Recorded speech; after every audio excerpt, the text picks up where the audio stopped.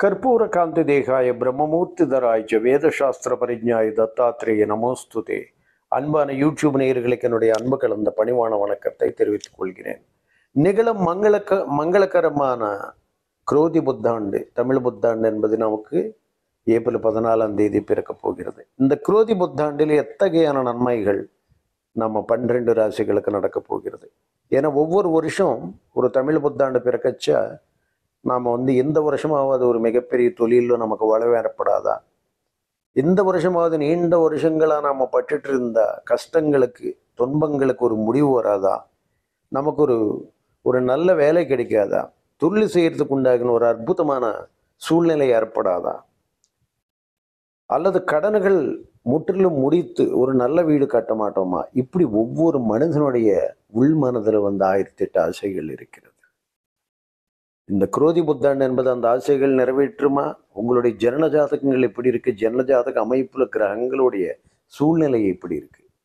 தமிழ் புத்தாண்டு குரோதி புத்தாண்டு அன்னைக்கு நம்ம கிரக நிலைகளை பார்க்கும்போது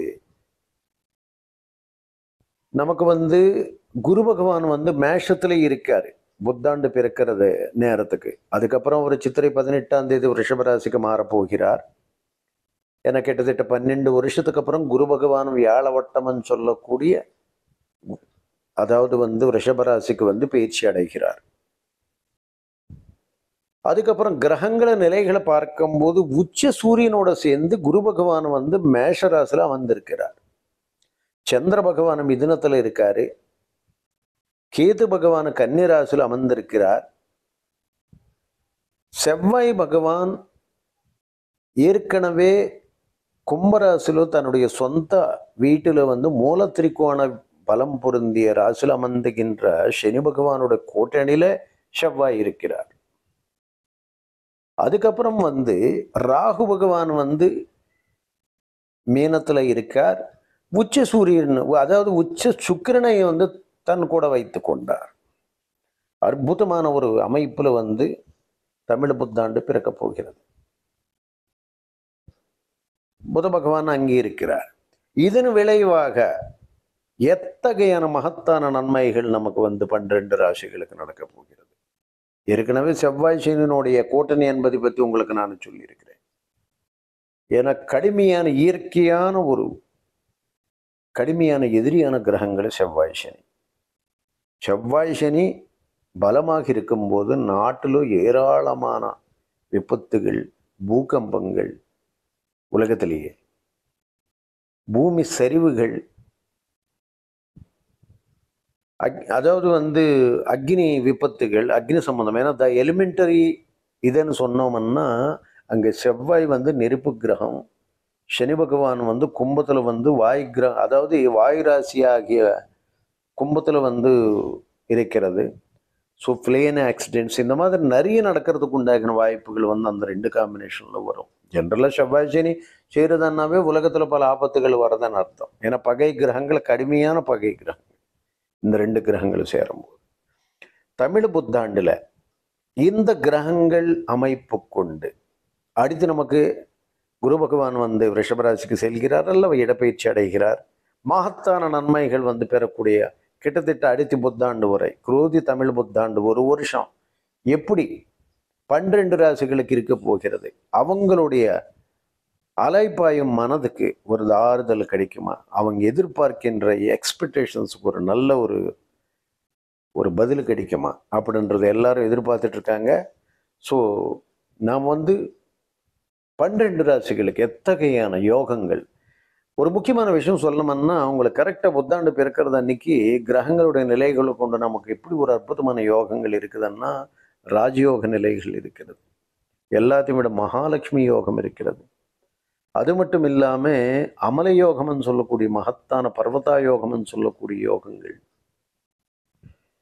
ஸோ ஒரு அற்புதமான யோகங்கள் அமைப்பில் நமக்கு கிரகங்களை உட்கார்ந்து இருக்கிறது. ஸோ கிரகங்களை பொறுத்து யோகங்கள் என்பது மிக முக்கியமானது. யோகங்களை பொறுத்து தான் மனிதனுடைய வாழ்க்கையில் வளர்ச்சி என்பதை நம்மளால் பார்க்க முடியும். ஏன்னா ஈவன் நம்ம மிகப்பெரிய பிரபலங்களை பார்க்கும்போது கூட அவங்களுடைய ஜனன ஜாதகத்தில் 2 கிரகங்கள் அல்லது 3 கிரகங்கள் உச்ச நிலையிலையோ அல்லது ஆட்சி பலத்தோடு இருக்கும்போது தான் அவங்க சமுதாயத்தில் வந்து ஒரு டாப் லெவலில் இருக்காங்கன்றது கண்கூடான உண்மை. ஆக இந்த பூவுலகத்தில் நடைபெறுகின்ற எல்லா சம்பவங்களும் நம்ம பார்க்கும்போது கிரகங்களுடைய நகர்வின்றி எதுவும் நடக்கிறது இல்லை. எந்த ஒரு நிகழ்வும் நீங்க எடுத்துக்கொண்டாலும் கிரகங்களுடைய நகர்வின்றி நடக்காது. அதுதான் நம்ம என்ன சொல்லுவோம், சிவனுடைய அருள் இல்லாமல் ஒரு அணு கூட அசையாது அப்படின்னு சொல்லுவோம். பட் வந்து இந்த சிவனுடைய அருள் இல்லை என்றால் தெய்வத்தினுடைய அருள் என்பது இது எதுக்கு அப்படி சொல்லி இருக்கிறாங்கன்னா, நவக்கிரகங்கள், நட்சத்திர மண்டலம், அதுக்கப்புறம் வந்து தெய்வத்தினுடைய மனிதனுடைய இயல்பு, தெய்வத்தினுடைய அருள் ஒன்றோடு ஒன்று பரஸ்பரம் இணைந்த ஒரு அற்புத காட்சி. அப்பதான் இந்த பூவுலகமே இங்கு கொண்டிருக்கிறது. இந்த பிரம்மாண்ட படைப்புல இறையருளின்றி எதுவும் நடக்காது. நவக்கோள்களின் நிலைகளின்றி ஒரு அடி கூட நம்ம எடுத்து வைக்க முடியாது. ஆக எல்லா நகரங்களுக்கு பின்னணி நவக்கோள்களின் செயல்கள் இருக்கிறது. நம்மளுடைய கர்மபலனும் அதுக்கு துணையாக நின்று அந்த கர்மபலனுக்கு ஏற்றபடி கிரகங்கள் நமக்கு சாதக பாதகங்களை உருவாக்குகிறது. அந்த கிரக மாற்றங்கள் மூலமா நமக்கு யோகங்கள் என்பதே தருகிறது. அந்த அடிப்படையில் ஒவ்வொரு மனிதனும் தன்னுடைய வாழ்க்கையில வந்து முன்னுக்கு போய் கொண்டே இருக்கிறான். ஆகிய டைம் நம்ம வேஸ்ட் பண்றாம 12 ராசிகளுக்குள்ள போலாம். ஒவ்வொரு ராசிக்கு அற்புதமான யோகங்கள் இப்படி இருக்குது.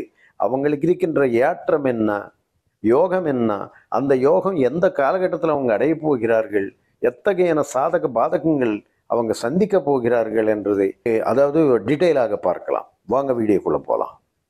குரோதி புத்தாண்டில் எத்தகையான மகத்தான நன்மைகள் வந்து விருச்சிக ராசி அன்பர்களுக்கு நடக்க போகிறது.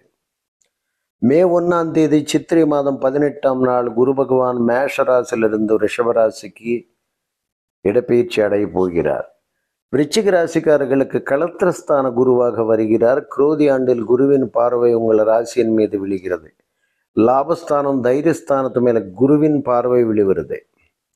இதன் விளைவாக குரு பகவான் உங்கள் ராசிக்கு 7ஆம் பாவமான திருமணம், கூட்டு தொழில், வாழ்க்கை துணை, வெளிநாட்டு வாழ்க்கை, காதல் ஆகிய கிரகங்களை குறிப்பிடும் ஸ்தானத்தில் பயணம் செய்ய போவதால் வேலைகளையும் தொழில்களையும் பயங்கர முன்னேற்றம் ஏற்படும். பொருளாதார நிலை இருந்த முட்டுக்கட்டைகள் முற்றிலும் நீங்கி நல்ல வரவேண்டிய பாக்கிகள் வந்து கடன்கள் அனைத்தும் அடைப்படும். குரு பகவான் வந்து 7ஆம் வீட்டில் அமர்ந்து உங்களை ராசியை பார்க்கிறார். உங்களுடைய நீண்ட நாள் கனவுகள் வந்து நிறைவேறும் அற்புதமான காலம் வந்து விட்டது. குரு தன்னுடைய 5ஆம் பார்வையால் லாபஸ்தானத்தையும் பார்வையிடுவதால் குடும்பத்தில் ஏற்பட்டுள்ள குழப்பங்கள் நீங்கும். வெளிநாடு தொடர்புடைய வேலைகள் வந்து அமையும். சம்பாதிக்கும் பணம், சொத்து, வசதி வாய்ப்புகள் என்பது எளிதாக அமைந்துவிடும். குரு 7ஆம் வீட்டில் அமர்ந்திருந்ததால் உங்களுக்கு கேந்திராதிபத்திய தோஷம் கொடுக்க மாட்டார். சுபகாரியம், திருமணம், கூட்டு தொழில் போன்ற நன்மைகளை செய்வார். ஆக முயற்சி ஸ்தானத்தை குரு பார்ப்பதால் பொருளாதார நிலைகளில் இருந்த முட்டுக்கட்டைகள் முற்றிலும் அகலும். நீண்ட நாட்டுகளாக வர வேண்டிய பாக்கிகள் வந்து கடன்களை அடப்பட்டு வருமானத்தில் பயங்கரமான சேமிப்பு என்பது உரியும்.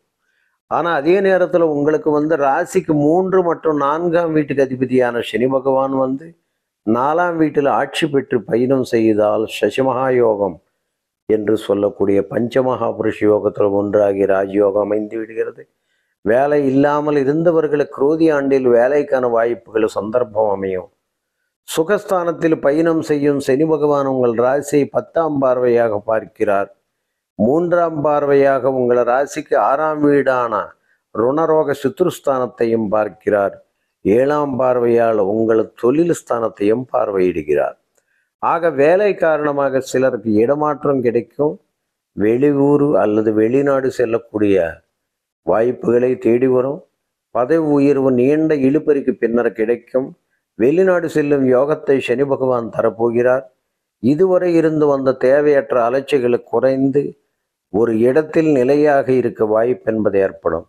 இடம் வாங்குவதற்கு, வீடு கட்டுவதற்கு, வண்டி வாகனம் வாங்குறதுக்கு பயங்கரமான வாய்ப்புகள் தானாக தேடி வரும். குரோதி ஆண்டில் உங்களுக்கு வந்து நிம்மதியும் சந்தோஷத்தையும் கிடைக்கப் போகிறது. காரணம், உங்களுக்கு விடிவு காலம் வந்து விட்டதுனே சொல்லலாம். தொட்டது துலங்கும். தேவையற்ற செலவுகள் குறையும். செய்யும் முயற்சிகளில் வெற்றி என்பது கிடைக்கும்.